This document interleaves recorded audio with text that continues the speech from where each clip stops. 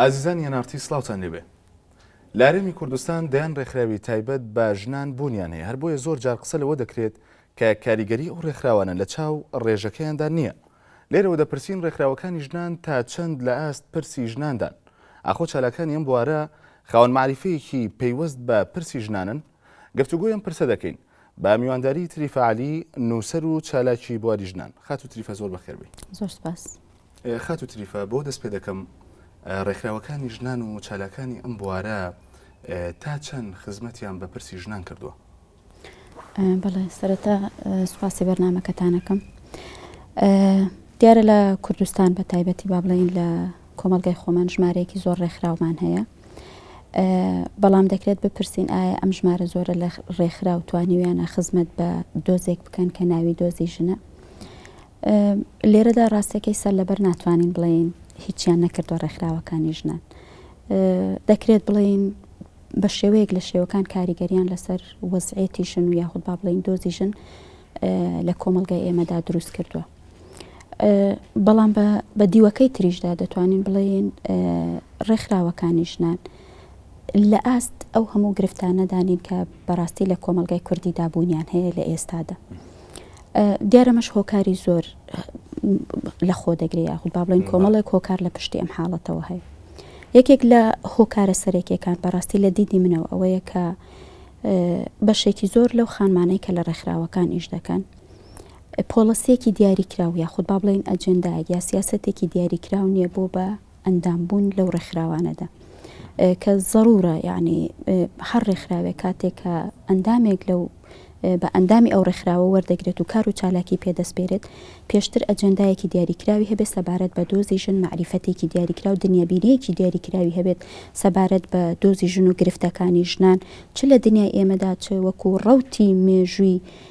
ژنان یاخود بزوتنەوەی فێمینیزم لە دنیای دەرەوە کە چۆن بۆچی لێ بەسەر هاتووە، چۆن خزمەتی ژنانیان کردووە لەو کۆمەلگا و چۆن ئەو گۆڕانکاریانە لەسەر ژیانی کۆمەڵایەتیانە و سیاسیانە و ئابوووریانەی تاکی ژن لەو کۆمەلگانەدا وجودی هەبووە، تاکو ئەو ئەندامانەی کە لەو ڕێکخراوانە دەبنە ئەندام ئەم باگراوندە معریفیا خود ئەم دنیابینیان پێ بسپێرێت و دوجار ببن بە ئەندام لەو ڕێکخراوانە. بە پێچەوانەوە زۆرێک لە ئەندامەکانی ناو ڕێکخراوەکان لەسەر ئەساسیەوەی من فلان کەسە ناسم تۆ فلان کەسە ناسی، لەوانەیە ئەوێ معاشێکی باشی هەبێ، لەوانەیە پارەیەکی باشی هەبێ، لەسەر ئەو ئەساسە کار لە ناو ڕێکخراوەکان دەکەن کە بەجددی من پێم وایە ئیشکردن بۆ ژن یاخود با بڵێین ئەوەی کە پێی دەوترێت قەزی ژنان پێویستی بە شۆڕشێکی کۆمەڵایەتی بەرفراوان هەیە. تۆ ناتوانانی لە پنتێکی دیاریکراودا گیری پێ بخۆی، چونکە بزوتنەوەی ژنان یاخود بە چەمکەکەی تری کە من بەجددی زۆر سوورم لەسەرەوەی کە بەناوی بەرم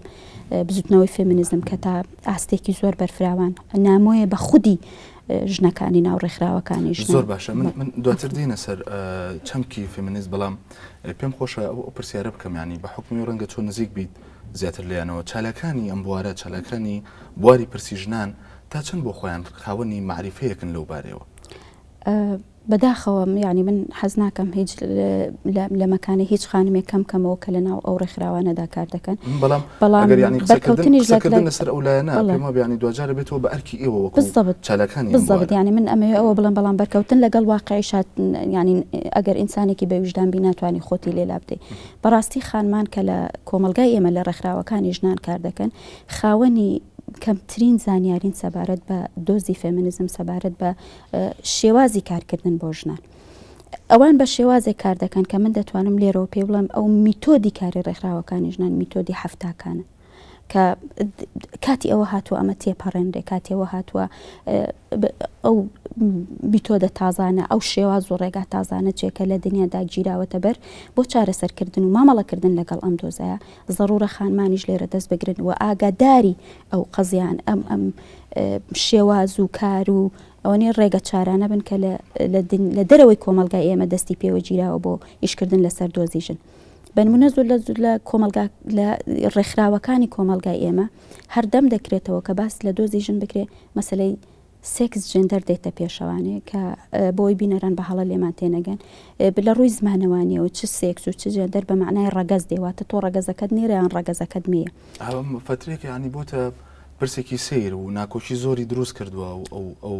قەزەیە و تاکو ئێستاش ینی ڕوونکردنەوەیکی ئەو تۆ نییە. زۆر ڕاستە ڕوونکردنەوەیکی ئەوتۆنیە لەبەرەوەی خانمان خۆیان سەرقاڵ ناکەن بە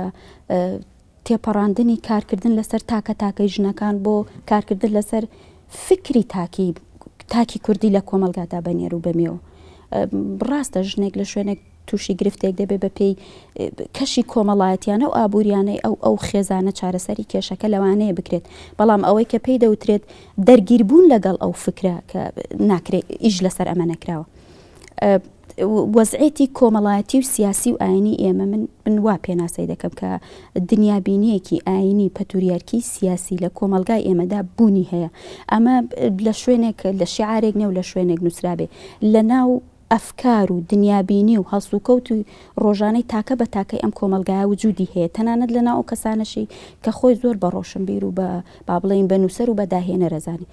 هەریانی شتێکی زۆر بەسیت لێرەوە ئەنی نووسەرێکی ڕۆمانێکم پێ بڵە پاڵەوانی نووسەرەکەی پیاو نەبێ ینی زەحمەتە بەلایەوە تاکو ئێستاش لە کۆمەلگای ئێمە پاڵەوانی نووسەرەکەی ژن بێت ئەمە لەوانەیە و کەسە هین نەبێ با بڵێن ڕقی لە ژن نەبێ یاخود ئەوە نەبێ ڕقی لە مرۆڤایەتی بێ یاخود باڵا دەستی ڕەگەزی نێر بدا بەسەر ڕەگەزی مێدا بەڵام پەتوریارکێت یاخود با بڵێن بیری مەسکولانێتی یاخود با بڵێن بیری سێکسیزم کە مەبەستم بیری باوک سالاریەتە لەسەر بنەمەهێک بنیادنراوەکە باڵا دەستی ڕەگەزێک بەسەر ڕەگەزەکەی تردا دەسەپێنێ کە لە کۆمەلگاکانی دنیادا بە شێوێک لە شێوەکان ئەمە گۆڕاوە بەڵام تا ئێستا لە کۆمەلگای ئێمەدا بوونی هەیە ئەم مەسەلەی جێندەر سێکسە لە چێوە هاتووە لە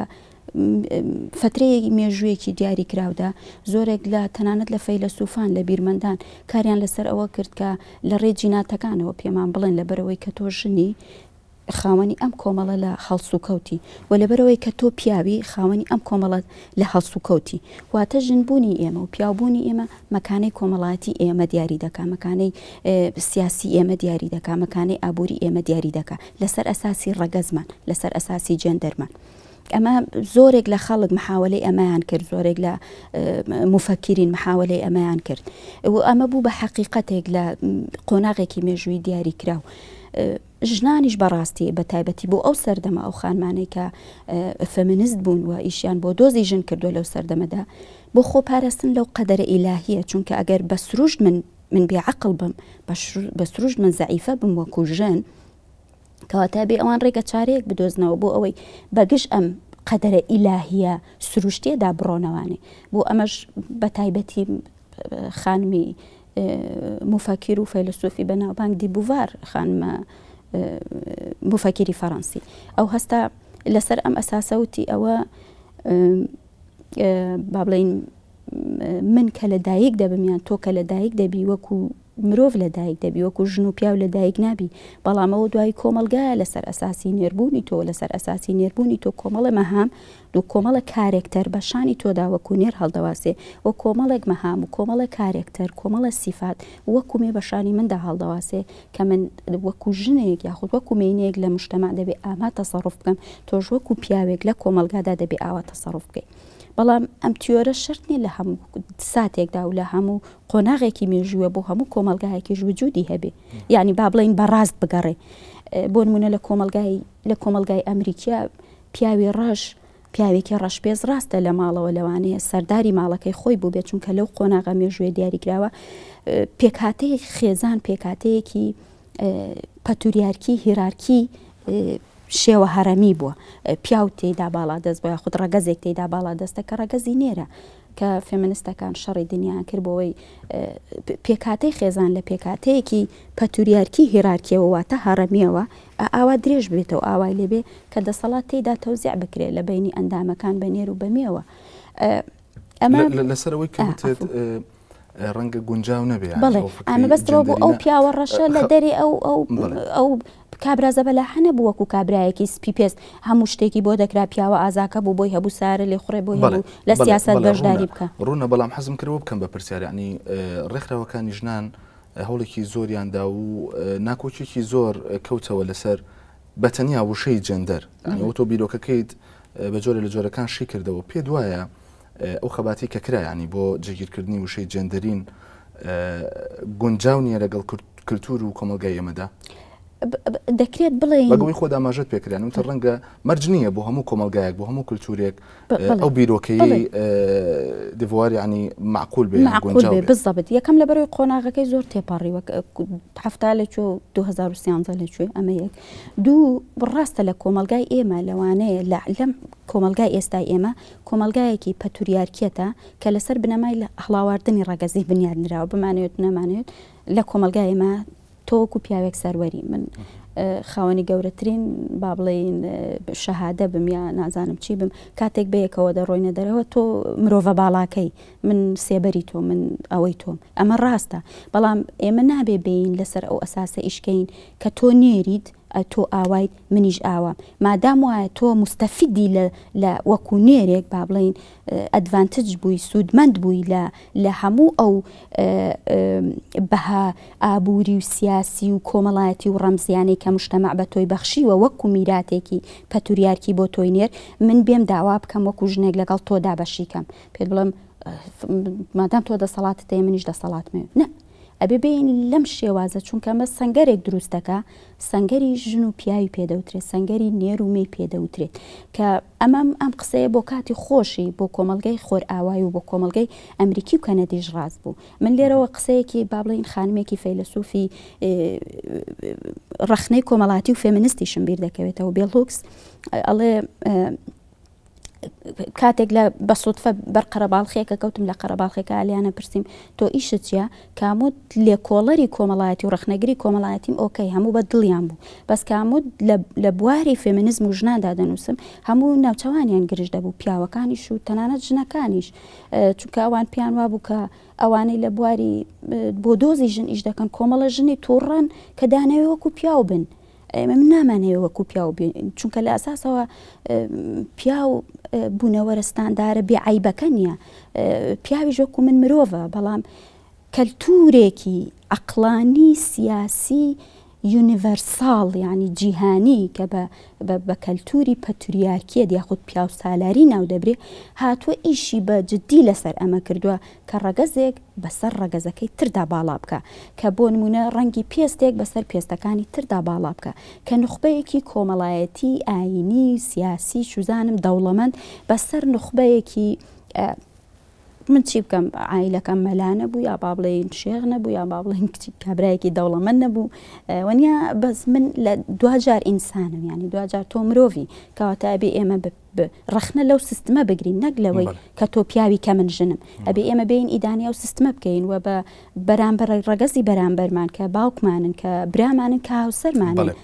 بەڵێ تەریفەکان بینەوە سەر تەوەری بەرنامەکە و هەر لە قسەکانی تۆ ینی پرسیارێکی تر دروستەکەم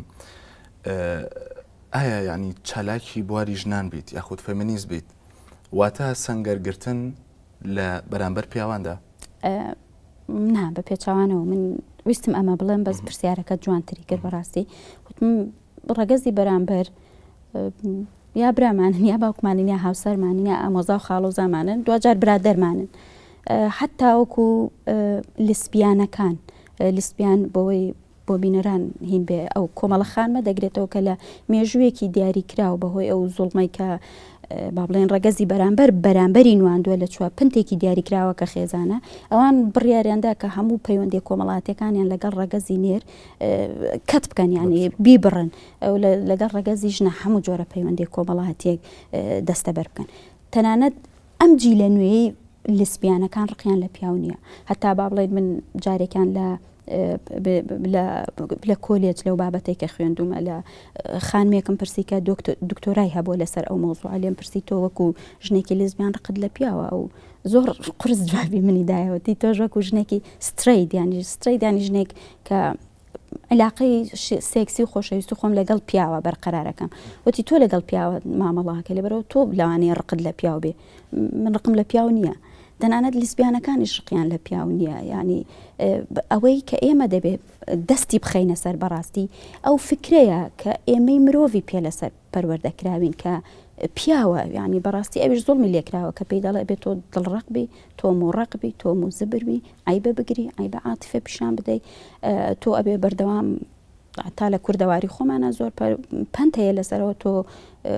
نازانم پاڵەوانی ماڵی تۆ کەڵەبابی تۆ نازانم چی تۆ ئەم شتانەی ئەبێ بین ڕخنە لەو دیدە یونیڤەرساڵە عالەمیە بگرین کە لە هەر کۆمەلگایەک و لە هەر ساتێک و لە هەر شوێنەکە لە فۆرمێکی دیاریکراوە شکلی وەرگرتووە کەواتە فێمینیزم بوون بە معنای سەنگەرگرتن نییە لە پیاو ئەوەندەی بە معنای ئەوەیە ئێمە بە ڕەگەزی بەرامبەرمان کە وەکووتمان ئەو جۆرە لە پەیوەندی بە یەکمانەوە دەبەستێت کە یا پەیوەندیەکی خوێن یا پەیوەندیشی برادەراتیانە پێی بڵین پەروەردەیەک تۆی پەروەردە کردووە کە ئەمانە تۆی لە ئینسان بوون دوور خستۆتەوە و بۆی منیش وەکو ژنێک بەشداری نەبم لەو پەروەردەیە هیوادارم ئەو جۆرە پەروەردەم لەگەڵ بەش نەکەی وەرە با بڕۆین فکرێکی تر هەڵبژێرین کە هیومانسترە کە ئینسانیترە کە لە خزمەت من و تۆی ژن و پیاودایە کە هەردووکمان ئینسانی بژین هەردووکمان یەکسان بژین لە بەردەم یاساکان لە بەردەم بەها کۆمەڵایەتیەکان لە بەردەم چانسە ئابووری و سیاسیەکاندا بەڕاستی نەک لەوەی کە سەنگەر لە یەک بگرین چالەکانی بواری ژنان لە هەرێم توانیویانە ئاوا بیر بکەنەوە و ئاوا کار بکەن و ئاوا ئیش بکەن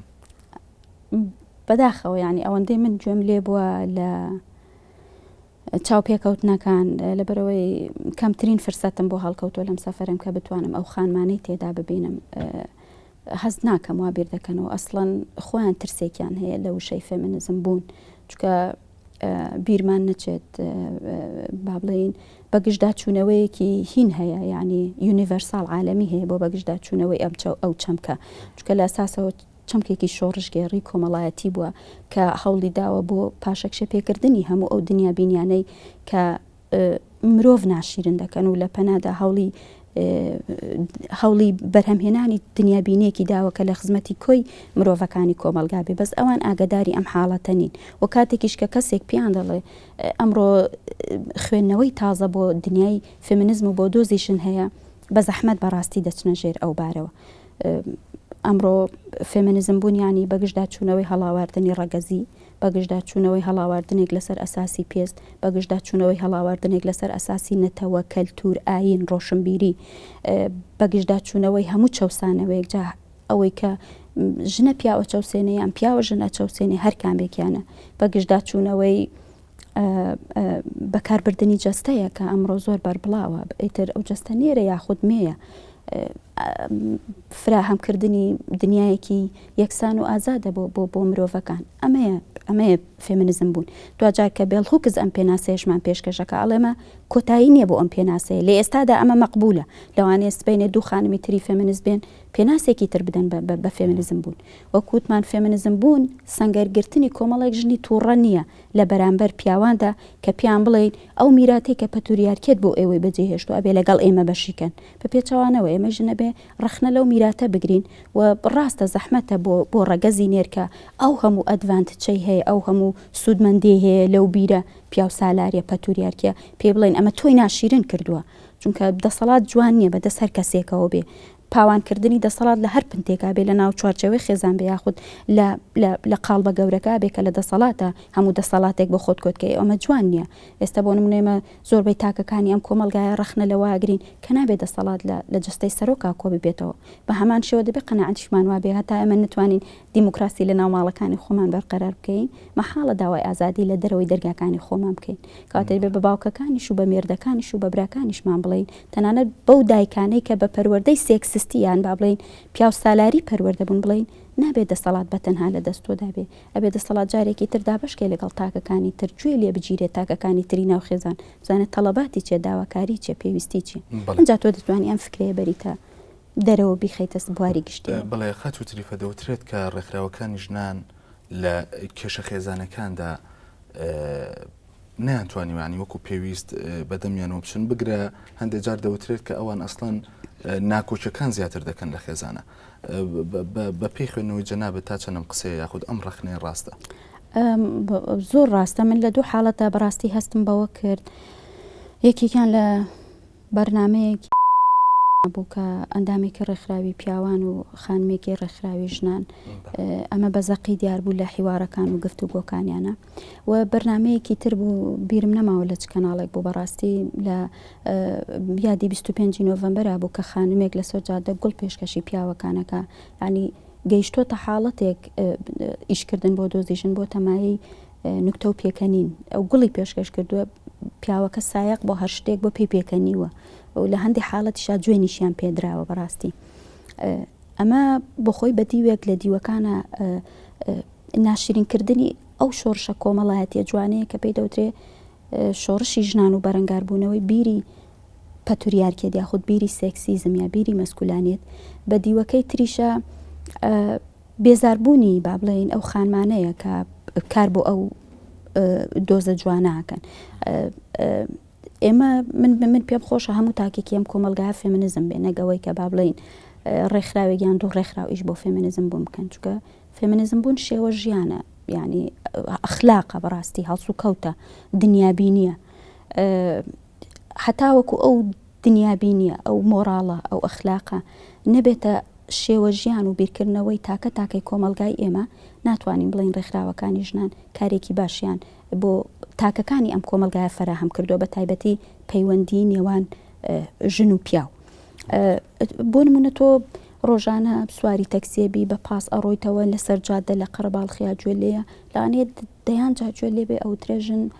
زعیفەیە مەسەن ژن بێعەقڵە یان ژن بێدەسەڵاتە ئەگەر ئەمە بە ژنەکە بڵی لەوانێ بەدڵنیای پێی ناخۆشە ینی من پێم ناخۆشەوان پێ بوترێ بەڵام نابێ بۆ حیوارەتون دەجوابێ بدەمەوانەی ئەی تۆچی تۆ بێعەقڵی تۆ نازانم چی تۆچی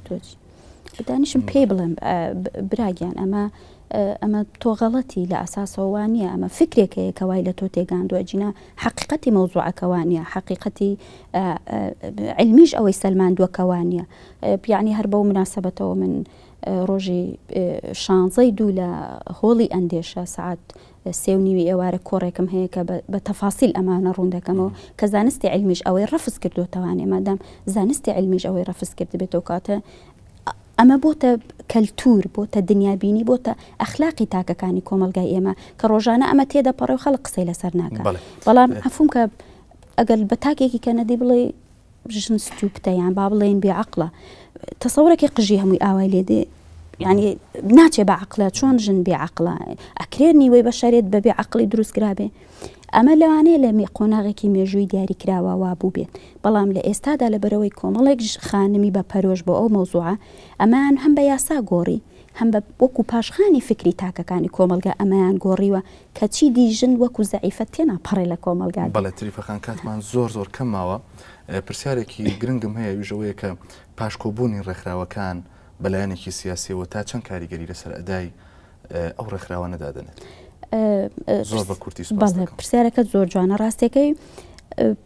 سربەخۆبوونی ڕێکخراوەکان و پاشکۆبوونی ڕێکخراوەکان بۆ من زۆر گرفتێکی گەورە نیە بە ئەوەندەی ئەو کەسەی کە ئەو ڕێکخراوە دەبات بەڕێوە چەند کەسێکی سێکسستە چەند کەسێکە کە قەنەعەتی بە بیری پەتوریارکێتەیە بەڕاستی ئەگەر ئەو پارتێکی ئاینی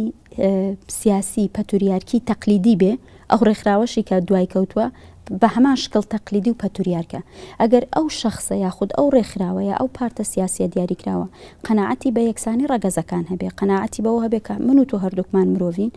بەڕاستی تەسەڕوفی ئەو ڕێکخراوەش با بڵێین ئەدای کارکردنی ئەو ڕێکخراوەش لە مجتەمع ئەدایەکی جوان و ئینسانیانەیە بەڵام شەرنی هەموو جارێ ڕێکخراوە ناحیزبەکان کەسی سێکسس نان بابەڕێەوە بلە ناو تاکی ئەوروپیشا کەسی سێکسستەیە ینی باش بە حاڵی خۆم ڕاستی من لە ئەوروپا نەژیاوم بەڵام چی خانمی بڵۆند یا با بڵێن سپی ئەوروپین بینی ئەوانیش زۆر جار سێکسیست بوون ئەنتی فێمینیست بوون بەڕاستی یعنی ئیشەکە ئەوەیە تا چەند ئەو کەسانەی کە لە ڕێکخراوەکان ئیش دەکەن کەسی پەتوریارێک نین کەسێک نین قەنەعەتیان بە بیری پیاوسالاری نین چونکە بیرت نەچی هەر پیاوسالار نییە ژنیش پیاو سالارە چکاویش بەو فکرە پەروەردە بووە بەڵێ ئەو دوای ئەو بیرمانە چێ فێمینیزم بوون بە سروش لە دایک نابێت چۆن کۆمەنیزم بوون نەتەوە پەرستی بودایزم نازانم چی کە لە دایک دەبی ئەمانت لەگەڵ خۆت نەهێناوە کۆمەلگە فێرت دەکە فێمینیزم بوونیش وایە ینی شۆڕشێکی کۆمەڵاتیە ئەبێ بە دوایدا بگەڕێ بەڵێ تریفعالی نووسەر و چالاکی بواری ژنان زۆر سپاس بۆەوەی میوانی ستۆدیۆ نارتی بووی زۆر سپاس بۆ ئێوەش عزیزانی نارتی تا چاپێکەوتنێکی دیکە شاد و ئاسوودە بوو.